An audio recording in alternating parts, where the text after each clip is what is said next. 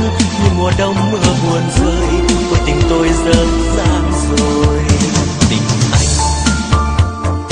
anh tình như gió mưa đông. Tình anh tình như nước trên sông. Mùa đông mùa vui đâu còn nữa, bao nhiêu mưa buồn bấy nhiêu lạnh lùng.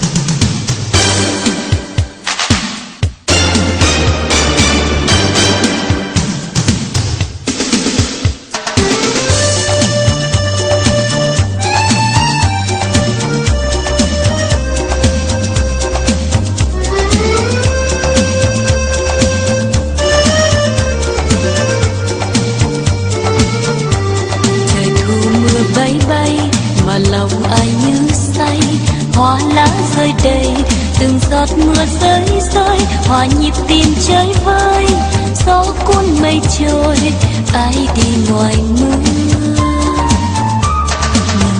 Nghe mưa rơi, dòng hò ai buông lời, tràn chứa u hoài, lệ sâu ai ven mi, lạnh lùng nhịp chân đi, tiếc nhớ thương chi, bước đi ngoài trời, gió mưa tơi bời.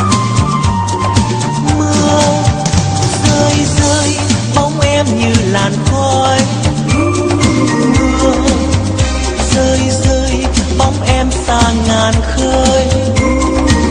Mưa rơi rơi có hay chăng lòng tôi, có hay bao giờ bóng người yêu tới.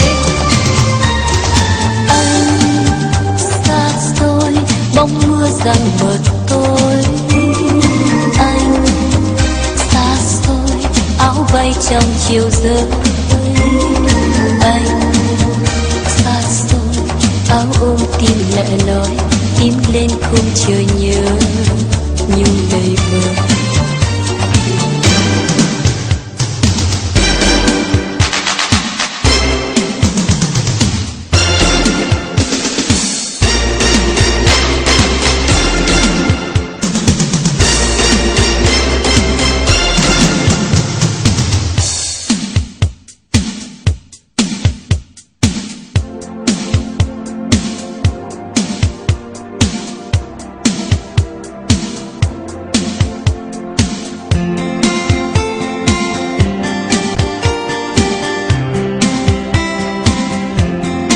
Như mưa ngày nào thắm mướt vai em, như mưa ngày nào khuất lấp sao đêm, thương em ngày nào khóc ướt môi mềm.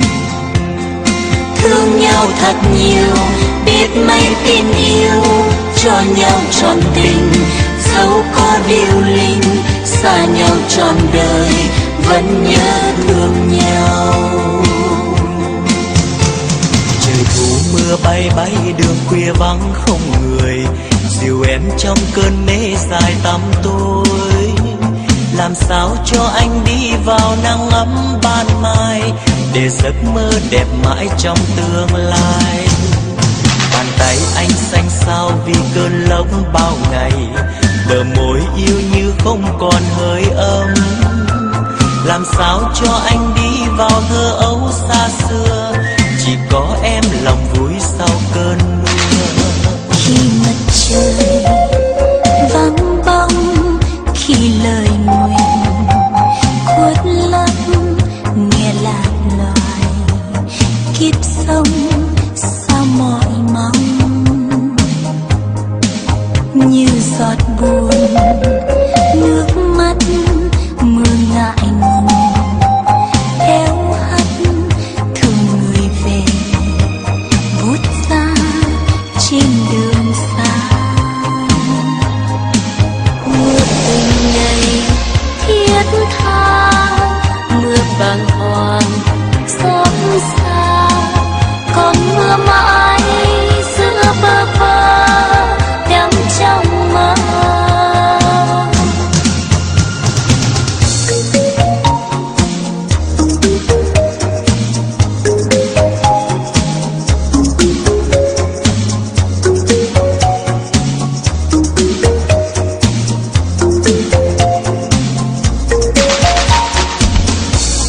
mưa rơi rơi trên đường, mưa rơi rơi trên đường, mưa rơi suốt cánh trường, mưa rơi suốt cánh trường, mưa rơi ướt vô vườn, mưa trôi lá trong vườn, mưa đang tí tách rêu ven đường.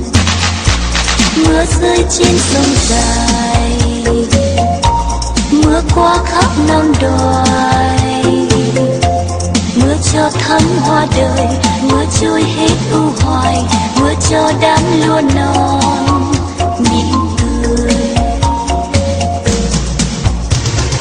Mưa đem tươi vui về cho thắm áo nâu, mưa cho nương dâu và khoai sắn lên màu. Mưa như chút sâu, mưa tô lúa đầu, mưa rơi qua bên hải Cà Mau. Ngoài trời mưa rơi rơi, mà hồn ai chơi vơi, sao nhớ nhung hoài, từng giọt mưa rơi rơi là lời ca xa xôi, thắm thiết thương ai, bước đi ngoài trời, gió mưa tới bời.